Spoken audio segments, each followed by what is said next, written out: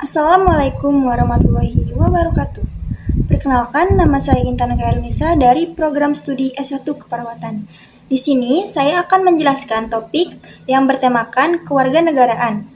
Kewarganegaraan adalah identitas kita, hak kita, dan kewajiban kita sebagai bagian dari bangsa Indonesia. Nah, jadi apa sih kewarganegaraan itu? Secara sederhananya, kewarganegaraan adalah ikatan hukum antara seseorang dengan suatu negara. Namun, kewarganegaraan itu bukan hanya sekedar status, melainkan identitas yang melekat kepada diri kita.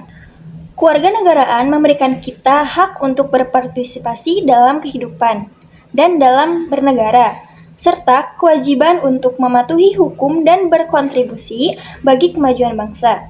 Nah, dan tentunya ada beberapa cara untuk memperoleh kewarganegaraan di Indonesia. Kita mengenal asas ius soli dan ius sanguinis. Ius soli berarti kewarganegaraan diperoleh berdasarkan tempat lahir, sedangkan ius sanguinis berdasarkan keturunan. Nah, selain itu ada juga proses naturalisasi, yaitu permohonan untuk menjadi warga negara.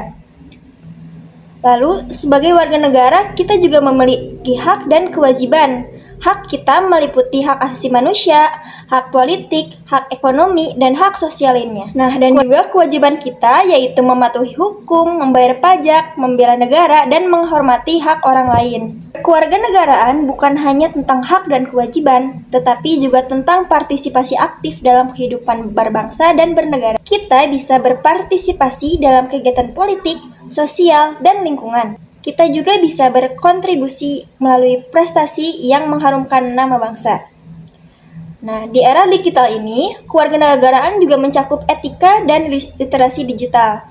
Kita harus bijak dalam menggunakan teknologi, menghindari hoaks dan ujaran kebencian, dan serta melindungi data pribadi kita. Nah, tentu saja ada beberapa tantangan yang dihadapi dalam mewujudkan kewarganegaraan yang baik. Yang pertama yaitu diskriminasi, korupsi, intoleransi, dan apatisme politik. Namun, dengan kesadaran dan partisipasi aktif, kita bisa mengatasi tantangan ini. Lalu, bagaimana sih caranya menjadi warga negara yang baik?